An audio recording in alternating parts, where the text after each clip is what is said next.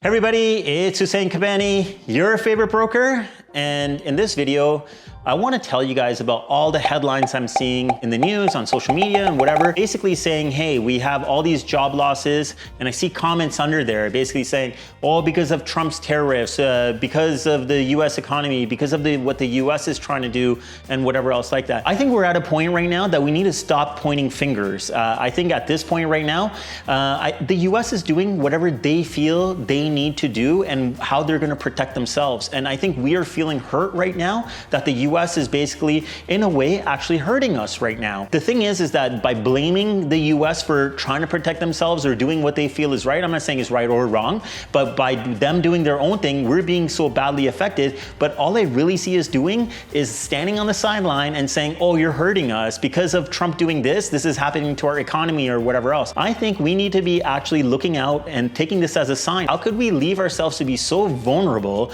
that if the US shuffles a bunch of stuff that we could basically go flatline or, drop our GDP so much? And why don't we have any relationships with anybody? I see us doing a lot less of that and saying, okay, fine, I got hurt. How do I heal myself? No, we say we got hurt and we're looking at the scar, the bleeding. We're looking at it and just hoping that it goes away. Well, I'm here to tell you guys in this video that it's not gonna go away. And whatever we're seeing out of the US happen right now, whether it's right or wrong, they're gonna do their own thing. And I'm not hating on them for doing it. I'm not liking what they're doing. I'm not hating on it. They're doing them.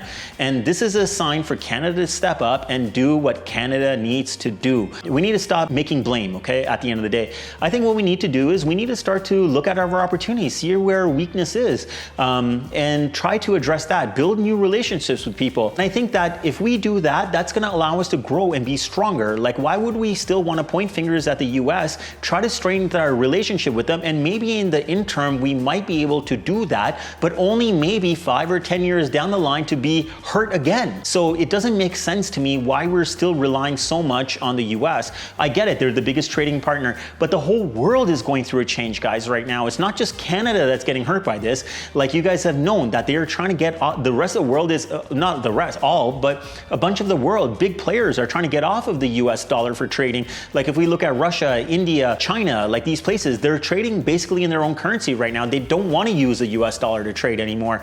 And they're gaining momentum. They're building strategic relationships within other countries at the same time. So something is going to come out of this. I'm not saying the US is going to do bad or good or whatever, but we are going to see a different dynamic, and we need to start participating more with that openly and not just making an alliance with even the European Union. We need to be in other countries, other places, and expanding ourselves, because we've already learned what happens when you straighten your tie too much with one country. It really leaves you vulnerable if something goes out. It's just like they say, you have to, spread your eggs in all different baskets, right? Like, you can't just have them all in one spot. And this is a good point. This is good that it happened to us, because at least we can learn something, hopefully learn something and move this thing forward. I've always used this theory and kind of said that in a human perspective, and I think it works in a country perspective at the same time. And I truly believe in this because it's my personal experience. And it's that number one is you have to take care of yourself. You have to make sure that you are doing good. Your health is wealth. Everything is going in your favor. You're doing the best that you can for yourself before you can help somebody else. There are opportunities that I'm seeing, and I'm really hoping that we're going to be able to jump onto them. I mean, we've had a lot of immigration come to Canada, and I know that they've slowed down a lot of it. I read some stats about like 80% of the student visas from India got declined. Fine, that's fine. So we are making changes like this, but when we look at the US and say that they're changing the way that their visa works, well, China's already introducing something, and we should be taking advantage of this at the same time and saying, hey, can we get some more of these people back in? I think we have a huge thing about having power. Right now, AI is such a big thing, but it consumes so much power. Canada has a lot of ability to generate power. So we should be getting more focused on things like this. There are a lot of cool things I think we could do if we even work with each other, take care of ourselves first before we start handing out. Like, we've dealt with these rental applications where the government is going to pay. And honestly, I've said this before and I've said it openly. Sometimes it sickens me.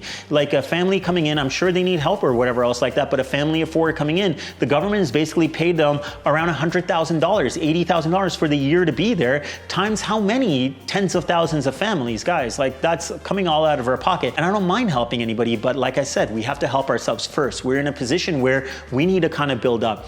If we don't help ourselves first, we're not going to be able to properly help anybody else. And the proof is in the pudding already, because we weren't properly structured. We let all of this immigration come into Canada, and we're not able to help ourselves, and we couldn't even help out these people. I feel like sometimes we're giving them the false impression. They're coming in over here thinking that they're going to end up in a better lifestyle, and they actually don't. So we're not even delivering on what we're going to be able to say. So it really comes back to us being able to take care of our own country, build our own strength again, and then go out and help other people, especially in a time like this where we all kind of need to work together. Overall, I think that we really need to stop the blame game, and I think we need to take responsibility.